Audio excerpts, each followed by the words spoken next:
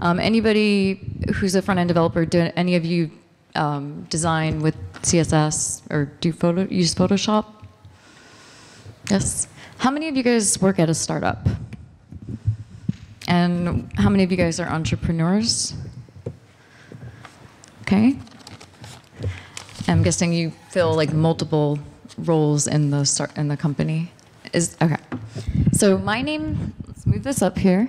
My name's Andi Galpern. I am, you can find me on Twitter. Today's presentation will be designing to persuade and engage. And my Twitter handle, as I said, @Andi Galpern. I'm a designer, but I'm also the founder of a web design organization in San Francisco known for UX Night. I'm going to give you guys, the web design organization is called CASCADE SF. And just a quick self-promotion, because why not? This Wednesday is UX Night, and we have Erica Hall, who wrote the book Just Enough Research, a part of a book apart. Everybody knows that Jeffrey Zeldman is very particular of who he chooses to publish and put on stage. She's very good, very reputable, and that will be over at Mighty in San Francisco. We have also at least 16 design mentors. We're getting more. So any of you guys who have products or design questions, you can get 20-minute one-on-one feedback with hand-selected design mentors. And we basically, you come in there and then you schedule it on a whiteboard. I want to talk to them between 5:30 to 7:30 p.m. We'll have the mentors talking. Mentors giving one-on-one feedback, and then Erica Hall will give a presentation on Just Enough Research. So if any of you guys are interested in that, you can go to uxnet15.eventbrite.com, and I hope to see you guys there. Now, I'm going to go ahead and describe somebody. And so, you ever go to the grocery store and you're just like, you look at the checkout line and you're like, I really don't want to wait in this line. This waiting in line is considered personal hell. This person or yourself, this could describe yourself or somebody that you know. Moving through life really, really fast. Nothing is ever going to move quick enough. You're always rushing. Somebody's talking and you just want to interrupt them to get your point across. Do you guys know somebody like this, or do you think that you're like this? I know I'm like that sometimes. Anybody? Yes? Bueller? No. What if you're trying to tell a story and you're going really, really slow, and then then they interrupt you and you just can't seem to get the point across to them? Are you guys familiar with those kind of people? Yes? So how would you approach this person if you're going to convince them or you're trying to explain something to them? At the baseball bat? I don't know if that's always the right way. No, it's not the right. So this is what we called the impatient personality trait. And I feel like with the new age of technology, with everything so fast-paced, with everything so instant, pretty much all of us kind of live with part of this trait. It's normal. We're going to stare at our screen, want to do something else, anywhere but here. And I feel like the only way maybe to counter that is mindfulness, or learning how to listen better. The definition of impatience. Hey guys, just come in and have a seat. We were talking about impatient personalities. Basically, impatience, a tendency to be impatient, which means irritable, restless, always want to move to the next thing. Some traits of that are moving very quickly, always having a sense of urgency, restless. I know you guys go to a site and somebody's like, try out my product, and you don't want to try out the demo. You just want it to work the way you expect it to, right? No? Blah, blah. Okay. And also another thing is, here's an example. You get like a toy, like maybe a keyboard, and then it comes with this giant packet of documentation, and you just want to go in and play. You don't want to read through the documentation. That's the impatient personality. So let's find some solutions for this. One of the things for impatient people, you want to make it extremely easy to compare and understand concepts very quickly. So here's a good example. I'm going to go through a few different personality types today and show you guys some solutions on how to approach them, how to persuade them, and how to engage them in a more visual sense. But it's not just visual, because design is not only about visual. It's actually the combination of both visual and words. So all of designers, good designers, are writers as well. They're able to explain things very simply, make it extremely clear and easy to understand. And I just disconnected. Are we back?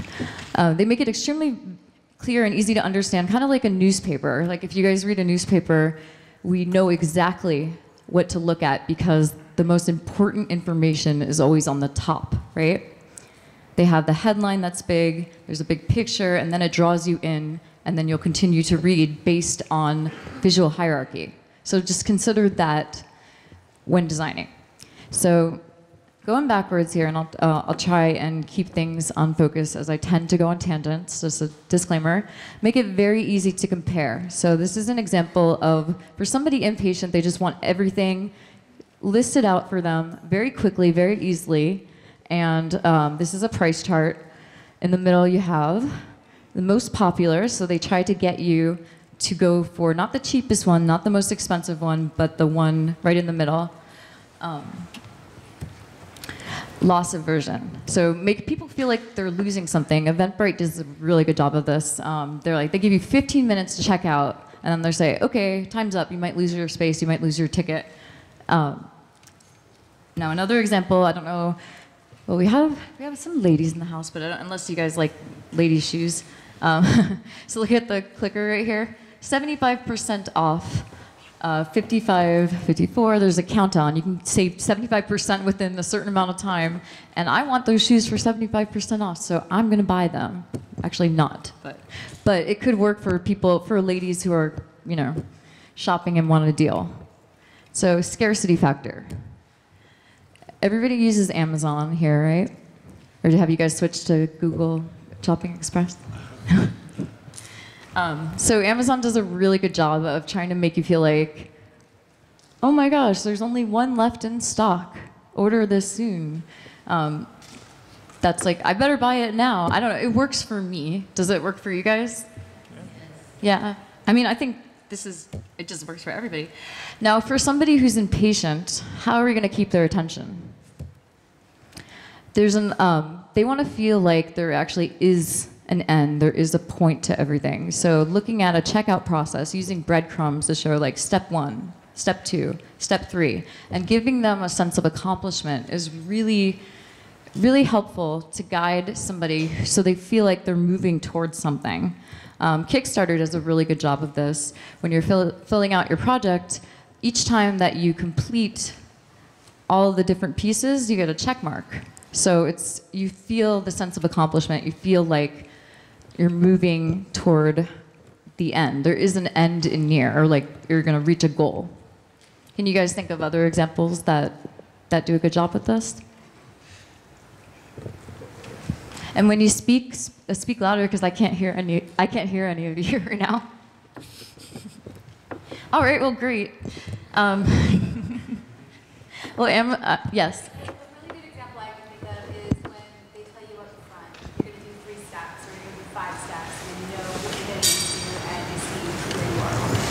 Absolutely. So, what's your name? Melina was saying that to tell the user up front how many steps that it will take to complete a checkout process or to do something. Hey guys, it's only going to take 5 minutes, or we have 3 steps here, and just kind of outline it for them, because I feel like no matter what kind of personality that we're dealing with, people want to know how much time they're going to invest in this. You always want to be mindful of people's time. That's a really good point. So, and we also want to keep everything simple. If you guys do you ever go to like a lawyer and you try to give them this giant paragraph of text and explain something to them, they're like, I don't know, my older sister is an attorney, and it's like, I have to just get to the point or she won't listen at all. So I have to just like bullet point everything and make it really clear and obvious. I think kind of the same almost with like working with a developer type of thing. as a designer to a developer. Designers are more emotional, more emotion-driven, and then developers want the point as quick and as fast as possible. So it's kind of the same type of deal. iPhone 6, they do a really good job of letting you understand what your options are and allowing you to kind of make a choice, and they automatically update the whole process. I don't know if I have the play button here. Have you guys looked at the Apple site to see this process? Any of you? Yeah? Sorry? Yeah, it's really simple. And while I didn't put the animation version of this here, what it does is as you click on it, it actually updates on the bottom with the price. So based on, say that I want the one with the 32 gigabyte, or I think it's 64, it's gonna automatically on the bottom, it will update it like $3.99. So it will automatically update according to your preferences, and it's very, very clean, easy to understand, and easy to follow. And they use the visual hierarchy here. And also, as we were saying earlier, they tell you how many steps. They make it very, very simple. So, any of you guys, I don't know. This might be different, I don't know. So, house, this may be a different demographic, I don't know. But simplified browsing experience helps us to easily understand what the product features are. Now, I have a little mouse. So you're browsing, you see this. Now on the right-hand side, you can save it, you can bookmark.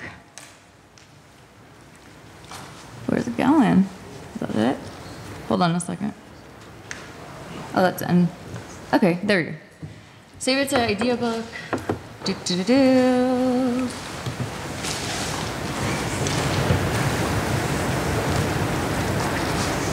Hold on, this is. So they're allowing you to get inspiration and bookmark ideas, but also at the same time, they actually have a checkout process, which is happening on the right-hand side. That's this whole area right here. When you scroll down through it, you'll be able to see like add to cart, and it's very, very, very simple and easy to understand. There we go. I have the other example right here.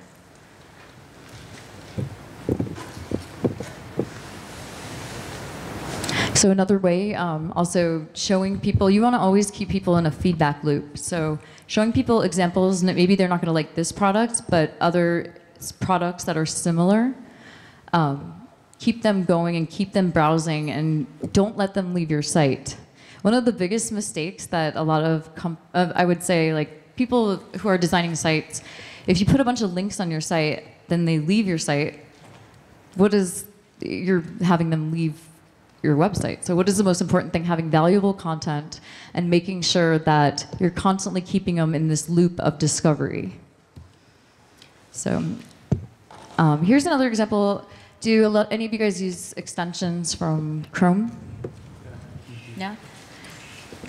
Maybe I can ask this question later. I have bugs, and sometimes they interfere with each other. But one of the biggest influences for me is I look at a product and see how it's designed. And I like the screenshots. That does help me decide if I'd rather use one plugin versus the other. It just, and also here's another example is going on at the iPhone store, you'll see that the App Store, they have a preview, a screenshot, an in-app screenshot of what the product looks like. So it gives you kind of like an experience of why should I download this? It's convincing. Can you guys think of other examples of when you would use like a screenshot for convincing somebody of something? A tricky question. Yes? In some cases, to show the completed event, like you have a series of steps, to see, to actually give them a goal that they're aiming for, they can see. Yep, that's a great idea. So rather than just like what we were talking about earlier was how you use breadcrumbs, like visual breadcrumbs, and say check off once each part like part 1, part 2, part 3. Part 1 is done, check. But what if you did have a little mini screenshot of part 3? It would depend on how visual it was versus like a bunch of text. But it's an interesting concept. Okay, so that was the impatient personality trait. All of these different techniques will apply. You kind of want to think of everything like 360 degrees, so they might overlap. But the next personality trait we're going to talk about is a skeptic. It's a person who's inclined to question or doubt all accepted opinions. Do you guys know anybody like that?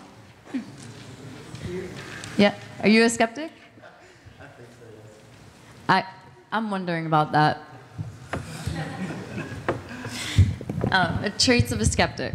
Finds unforeseen problems. You're going to investigate everything. You don't accept things at face value.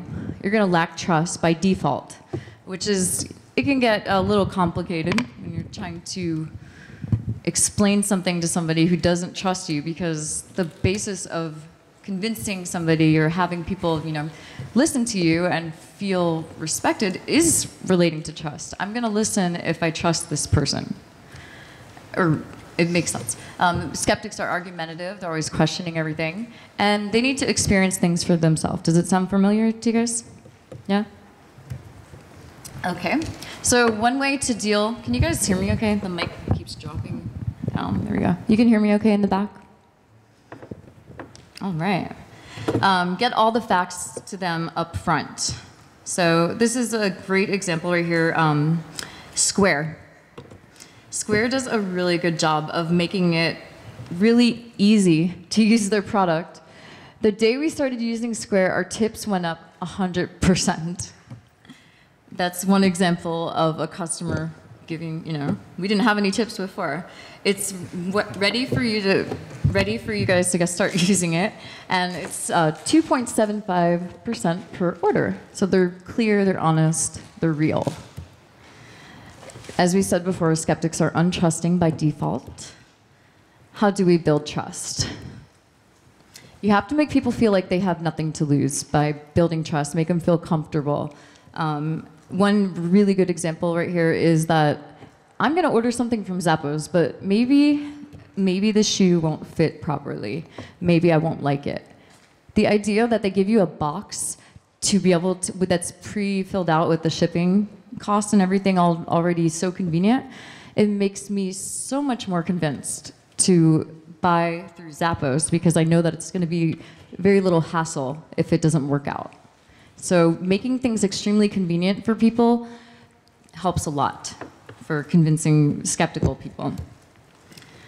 Explain how a product is made. Now, where do you guys think Warby Parker manufactures their glasses? You can tweet it. I'll look at the Twitter if you don't want to talk out loud. In fact, I found this really interesting because one thing was going back here, the no risk thing, which would probably be paired with the no risk with the closer to the Zappos example. You get 5 pairs in 5 days, and it's 100% free. And then also Warby Parker they tell you on their site, I was really impressed with this, how your frames are made. Now, inspiration. Our in-house design team gathers inspiration from around the globe. Perspiration. Each frame is designed in-house. I wonder where in-house is. I didn't quite see that, but each frame is designed in-house from initial sketch to prototyping testing to final design. They make it seem like they're hand selecting and going through each step and putting that extra craftsmanship in these crazy inexpensive glasses, but you get a really good value for, they're basically increasing the value for you by explaining all these details to you. Have you guys seen this before? No? So it makes you think, like landing page wise, how are we going to sell a product? Because we're going to make it really easy for them to understand the value of something. Make them feel secure. Tesla does a wonderful job of this. They tell you infinite mile warranty. So no matter what, you're going to be able to get your car serviced. No risk. Give them options. So choice is a beautiful thing. For a skeptic, so we're going to go, I feel like Uber is the perfect model for design, for convenience, for what a startup should be. It's so simple. We just press a button and we get a car, to take us wherever we want to go. And the idea that we can have a luxury experience, or we can have just like the taxi come there, and it won't be, or a friendly neighborhood driver with the Uber X. They do a really great job of setting a certain example of what all startups should strive for. And they also make you feel like you have a choice. So they target all different types of audiences. Okay, now I'm going to go through these personality traits and then open it up to questions. Because you guys are all here because you want to learn something about persuading people. And this doesn't just have to apply for design, it could be for other things as well. Predecided personality, already made the decision in a knowingly irrational way. Do you guys know anybody like this who try to explain something and no matter what, you cannot get through to them? It's like talking to a wall. Yes? He's laughing. Yes? You do know somebody like that? Okay.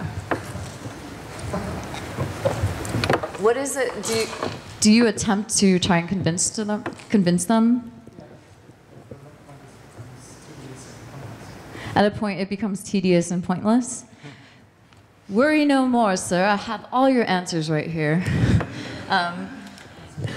Traits. Preconceptions are misplaced. They're difficult to convince. They establish their decisions in advance. It's kind of ignorant in some ways, but I can understand.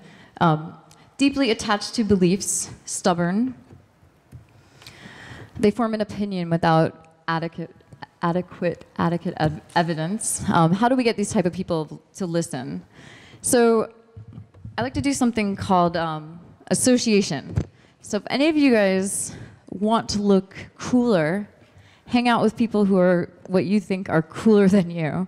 So everything is about association. If you want your brand to be viewed at a certain level of quality, only associate yourself with quality.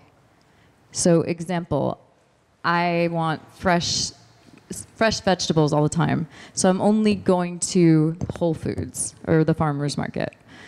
I only recommend things that are, or I would only recommend to go somewhere that I believe would have fresh vegetables.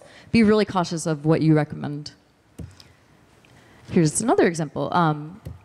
How to convince somebody who is a little bit predetermined. You get credible companies and find testimonials. Each one of these companies are using Envision app and they're saying something good about it. This has got to say, wow, this app must be worth checking out, right? Yes?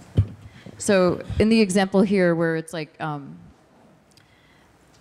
I know if all these companies are trying out this product, I'm going to want to try out this product. So the way to influence somebody who is predetermined is not to directly influence them. You have to influence the people around them, and that's going to get them to notice. Always use facts. Airbnb does a good job of this. They have 9 million guests, 34,000 cities, 600 castles. I want to stay in a castle. Have any of you guys stayed in a castle, an Airbnb before? Not Airbnb, but just in a castle? Where was it? Huh? In Germany. That's so cool. 192 countries. You know that if they have these kind of facts and this kind of data up front and it's visually explained, especially, you got your impatient person covered, you got your skeptical person covered, you have your predetermined person covered. We have everything covered because facts and data, that's what they want to know. It's like it doesn't lie. And make it elite, make people feel like they're part of something. Welcome to the top. I'll use this example. Just by, you make people feel like they're part of the club, they're gonna want to endorse your product. This is more for ladies who shop at Sephora.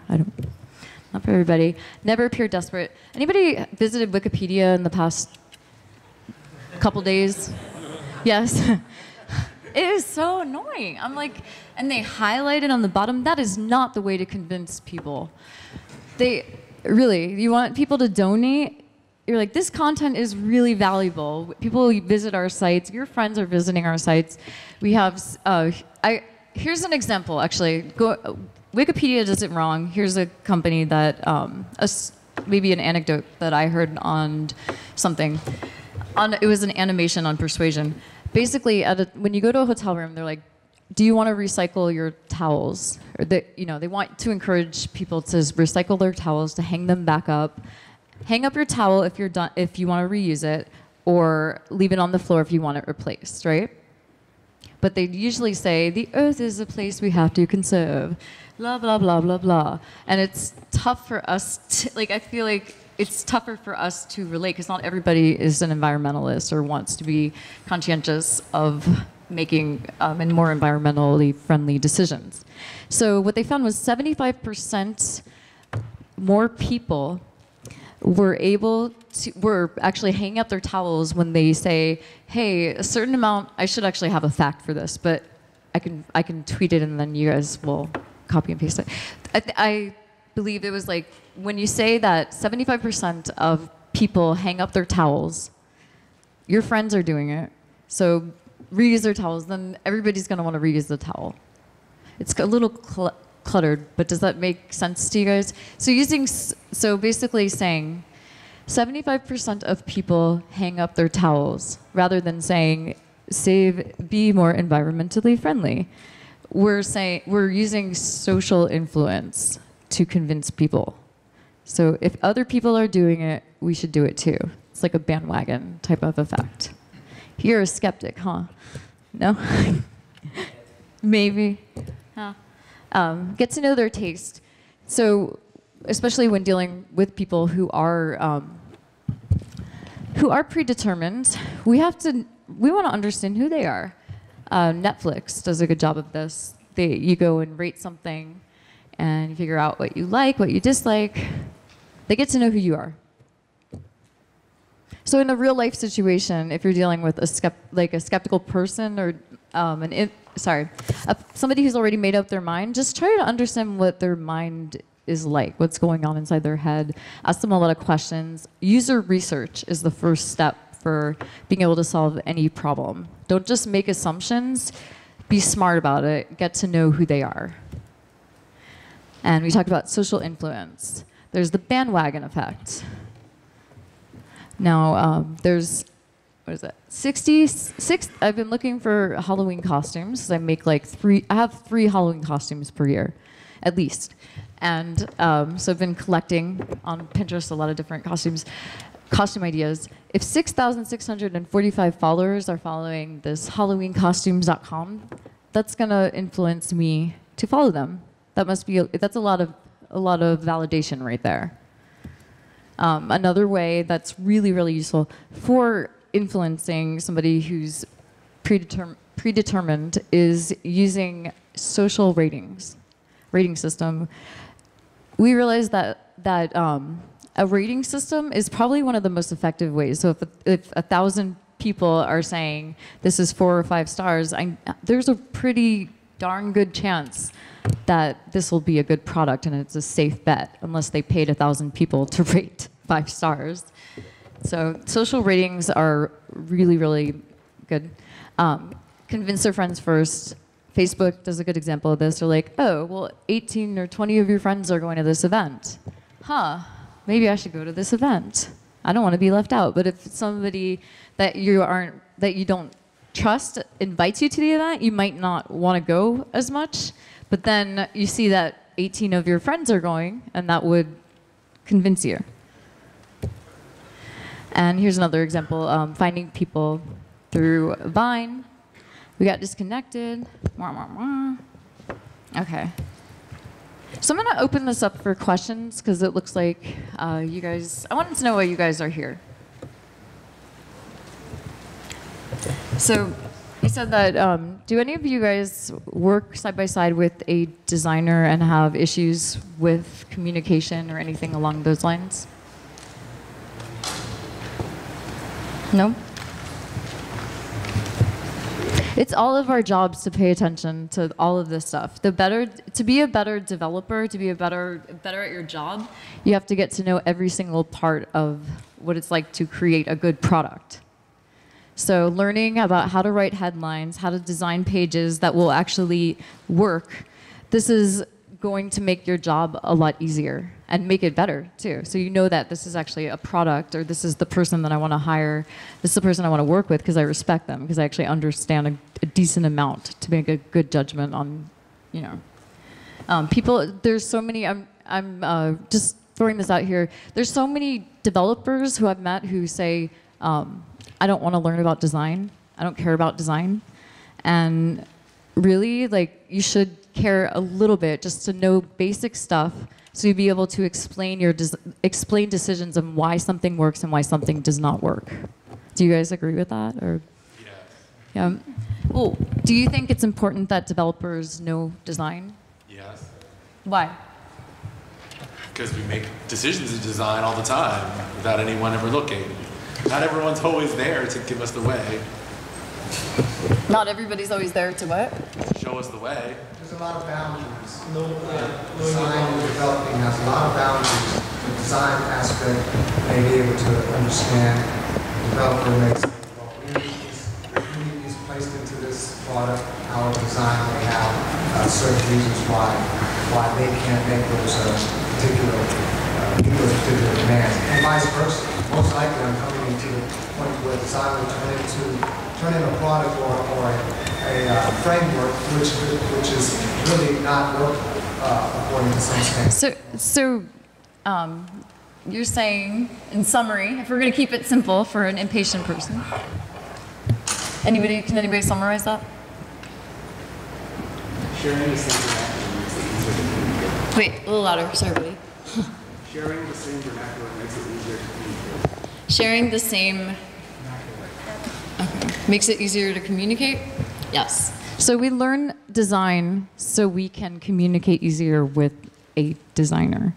Or so if we're prototyping, we have an idea, we know how to illustrate it and how to, to draft it up very quickly and simplify it. And here, almost everything, if I had enough time, I would have created a why developers should design session, or should learn about design. But we're doing persuasive design today.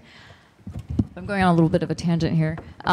So I'm just going to say one of the biggest things that we have to realize, usually if there's an issue with the design, it's because we don't know what we're looking at. There's too much information and there's clutter. So visual hierarchy is one thing, organizing information so you know exactly what to look at, keeping everything very simple, and also using contrast. There's an article from Andy Budd about contrast,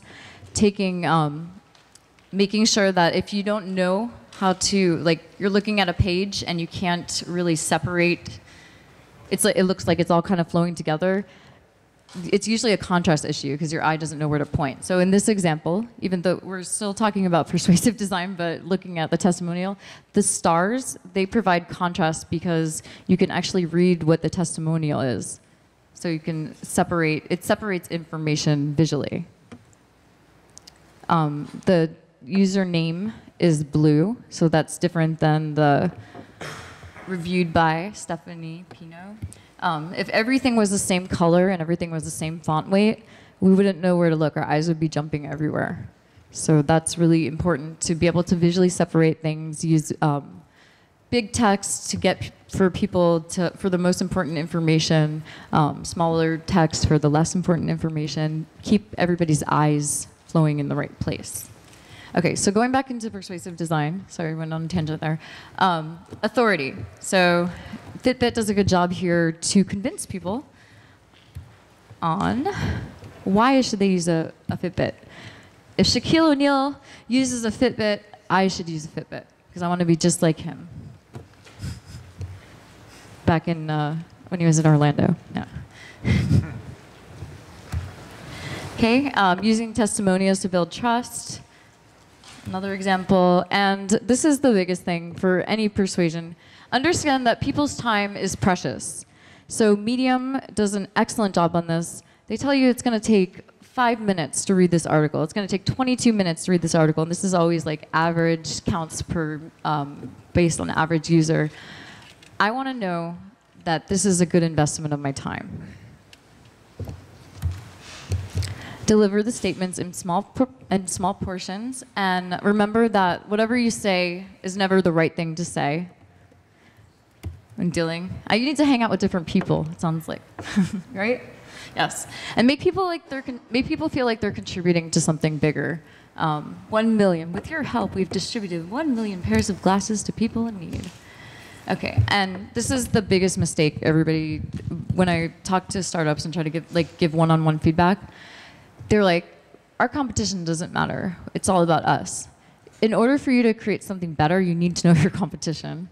Always understand how other people are doing things and how they're seeing things. So I feel like that is the biggest flaw. That's number one. The other one is research. Not enough people, a lot of people just jump in and create, but you realize that you create something so much smarter and so much more likely to succeed if you research and you take the time to learn more about what you're creating. Now, just going through real quickly, have any of you guys heard of Mr. Abraham Maslow? Yes? Okay. He's a psychologist creating the Maslow's hierarchy of needs. So we're looking at persuasion. We have the hierarchy of needs: self-actualization, creativity, problem solving, lack of prejudice. This is what influences people to make decisions. Esteem, self-esteem, confidence, achievement, respect by others, love and belonging. We want to feel like we're accepted, which is part of the social ratings. To influence people, we have to influence everybody around them. Safety, basic survival, physiological needs. And then, have you guys heard of BJ Fogg over at Stanford? No? Okay, so he's kind of fascinating, actually. He has an entire program at Stanford dedicating to persuasive technology. And there's a site, it's behaviorwizard.org, and say, like, I want to decrease a behavior, I want to increase a behavior. The most fascinating thing about user experience design is that it's not just visual design. This is actually psychology. This is the relationship between people. This is how people make decisions. This is how people, how to understand people's motivations. It's the recipe for persuasion. There is a recipe for this, and that's, according to BJ Fogg, you have to understand their motivation, make it really easy for them to the ability, easy for them to act, and then have a trigger, which is like a call to action. So understand why they want to do something, make it really clear of the convincing argument, and then call to action. So, see, motivate your audience, easy for them to digest information, and provide a call to action. That's BJ Fogg's recipe. Okay. I'm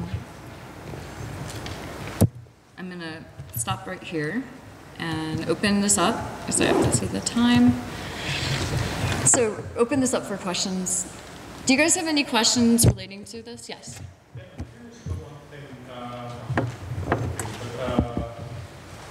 As a designer, I assume essentially there's like the marketing design and then the actual representation. You mean product, marketing versus product. How do you, as a designer, I mean, you're not necessarily a specialist in any one field. How do you control things like appropriate level of information? For instance, if you're selling a tech product. This is a really good question. Buzzword thing, but would you turn off the developers? But you don't want to get too technical because you'll turn off potentially the managers or, Okay, so the question is, how do you sorry, my brain. Okay, so, yes. Well, you need to know what you're creating, number one. I'm sorry, my brain just blinked. Remind me the question one more time. It's all these eyes. Well, basically the idea is, you have to, let's say you have a technical thing or a complex thing to describe, but you also need the sort of executive view. Okay, I got your answer. So Jeffrey Zeldman, in the book, he has a book, Designing for Web Standards. It's, he says, always design for content and always design for the LCD, the least common denominator. So we want to just always design, like, kind of, you know, it sounds silly, but for an 8-year-old, I want my 3-year-old nephew to understand what I'm saying. So always explain things in the simplest terms possible. Explain it visually so everybody gets the message as quick as possible. Marketing and product, they're not that much different. You're basically communicating a message, and with a product, you're trying to get them to check out or to act on something. And with marketing, you're just explaining benefits to them, and then trying to get them to click that button so they sign up for the product, right? So we're convincing in both cases. Well, I'm just thinking, like, at what point, you know, is there a particular time when you might look through, where would I drill down for someone who wants the meaty details that most people will not care about?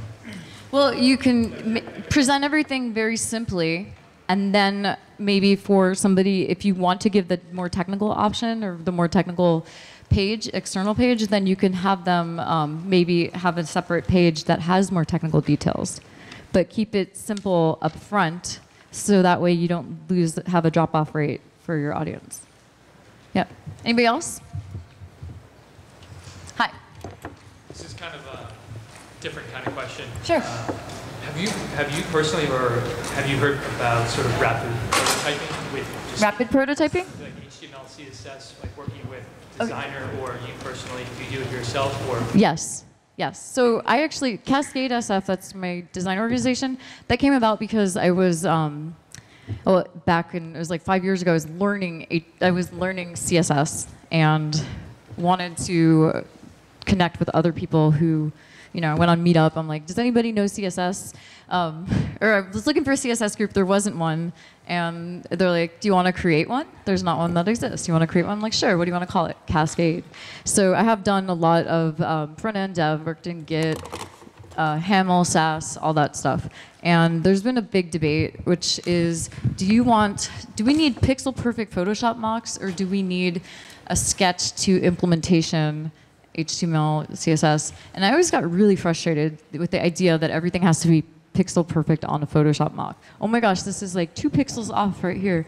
It really depends on the budget of the company, but I think the best way to do that is to have a pattern library. And you can use, you know, Bootstrap or Foundation or one of these pattern libraries that already exist. And with all the templates and everything predetermined already, it will save a lot of the guesswork. So the pattern library could be pixel perfect because you know that it has to look exactly like this. But to have a pattern library and then have snippets of code for each part, you know, like say you have like a tab menu, or you have maybe other examples of like, I don't know, we don't like to use modals that much, but the idea is that you have predefined fonts, you have predefined headings. Everything is defined already, and this will save so much time in going to redesign and designing other features and other parts of the site. I can't emphasize how important that is. And also when a UX designer or somebody's sketching out, you know, what they want a page to look like, they'll be like, well, we already have the style guide implemented, so it will be a lot faster. So pattern library, yes. Any other questions? Another one. Yeah. You run into internationalization problems. I've seen lots of things where people seem to design for English, US, and then, oh, it's a global company, and by the way, this really does not work when we translate it into German. I haven't personally, but I think if it's probably more icons and more visual. If you want to communicate to people who speak a different language, you probably want to use more pictures and make sure that it's, and also, wait, this is another really important thing. Don't make assumptions. Design, I believe design is, there's an art to it, there's a craft, but design is science. So getting feedback and understanding how people interpret things is very, very important. Always test it. Get 5 or more people to look at your work and say, what's happening here? Getting advice and feedback is really super important, because otherwise we're just going to assume that everything is correct based on what we know. Why not go out and, if you're going to launch a product, make sure that you have it, you test it, and then you modify. Don't be afraid to get feedback. All right, I think we have time. How are we doing on time, guys? I think it's almost. I can look too. I put my phone away, but. Huh? 20. 220. Okay, so we started at 1. Oh, so we're about done. All right. So if you guys want to come see me after, at Andi Galpern on Twitter, I'll be around here for about 20 minutes. But thanks so much for coming out, and I hope you guys can check out UX Night on Wednesday. I'll give away a couple free passes to anybody who's really serious about going. Come see me, and thank you.